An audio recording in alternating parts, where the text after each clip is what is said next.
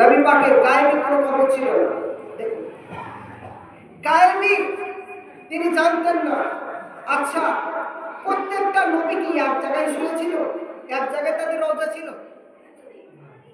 প্রত্যেকটা নবী আলাদা আলাদা জায়গায় তাদের রওজা ছিল। আচ্ছা, তখন কি কোনো টেলিফোন ছিল? তখন কোনো হোয়াটসঅ্যাপ ছিল? তখন কোনো গ্রুপ ছিল? তখন কি কোনো প্রচার ছিল? আজকে তো এখানে জালসা দিয়েছে, না হলে একটা মানুষকে প্রচার করে ফোন করে, ভাই আজ জালসা হয়েছে, না না আজ সবাই মিলে কিছু কথা বলবে, হুজুর একটু আসি, নাহলে অনেক জনকে দাওয়াত করেছে, তার ফোন। আচ্ছা, তখন কিন্তু হোয়াটসঅ্যাপ, টেলিফোন, ফোন কোনো কিছুই ছিল না। আচ্ছা, প্রচার হলো কি করেছে? ওখানে নবী পাক নামাজ পড়াবে, তারা জানলো কি করে? খেয়াল করে দেখুন ওয়াহাবিরা কিভাবে আমাদের ভিতরে গোলমাল পাকিয়ে দেয়। প্রত্যেকটা নবীরা যদি বুঝতে পারে আজকে মসজিদে আল আকসাতে আমার নবী নামাজ পড়াচ্ছে, প্রত্যেকটা নবীরা যদি আপন আপন রওজা মুবারক থেকে উঠে মৃত্যুর পরে পুনরায় উঠে নামাজ পড়তে পারে, আমরা কেন এই আকীদা রাখবো যে আমার নবী কবরে মাজারে মুর্দা রয়েছে, পচে গলে শেষ হয়ে গেছে? তার সেই নবী থেকে পাওয়ার কম না বেশি? আমার নবী কম না বেশি? বলি বেশি। তো যদি বেশি হয়, নবীর পাওয়ার যদি বেশি হয় সমস্ত নবীর থেকে, এটাও মাথায় রাখতে হবে, ফেরেশতার থেকেও আমার নবীর পাওয়ার বেশি, নবীর মান বেশি। তারা জানতে পারেন না, আমার নবী বলে জানতে পারেন না। আরো খেয়াল করে দেখুন, নবী আমাদের মতো, নবী হামারা বাড়া ভাই বলে না, নবী আমাদের মতন। খেয়াল করে দেখুন, নবী আমাদের মতো। আচ্ছা, জিবরিল আমিন আমার নবী পাককে নিয়ে ঘোড়াতে চড়ে তারা বসে আমার নবী পাককে আগিয়ে দিচ্ছে। কোথায় আগিয়ে দিচ্ছে? মেরাজে যাওয়ার সময়।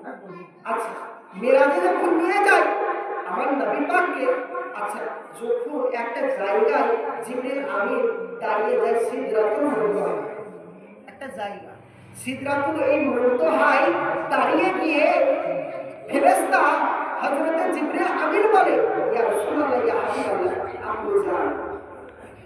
সঙ্গে সঙ্গে নবী পাক বলছে, জিবরিল তুমি যাবে না? সঙ্গে সঙ্গে আমার দরুদ নবী বলছে, জিবরিল তুমি যাবে না? জিবরিল আমিন বলছে, ইয়া রাসূলুল্লাহ, ইয়া হাবিবাল্লাহ, হুজুর যদি আমি চুল বরাবর সামনে এগিয়ে যাই, আমার পাখা, আমার সমস্ত কিছু পুরো আমি ছারখার হয়ে যাব। ইয়া রাসূলুল্লাহ, ইয়া হাবিবাল্লাহ, আমি আপনার মতো নই যে আমি আপনার সঙ্গে যাব, আপনি আমার মতো নই যে আপনাকে বাধা দিব। জোরে বলুন সুবহানাল্লাহ। আমার নবী পাকের প্রতি ফেরেশতাদের কি আকীদা ছিল? আপনি আমার মতন নই ইয়া রাসূলুল্লাহ। আচ্ছা, নবী যদি আমার মতন আপনার মতন মানুষ হয়, ফেরেশতা যেখানে যেতে পারছে না, নবী কি করেছে? তাহলে তার পাওয়ার আলাদা, আল্লাহ রেখেছে। উক্ত মারিফাত মোল্লারা বলে, মৌলবীরা বলে না, তাই আপনারা বুঝতে পারেন।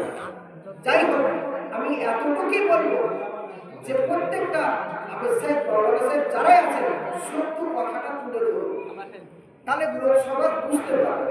সত্য কথাটা তুলে ধরুন।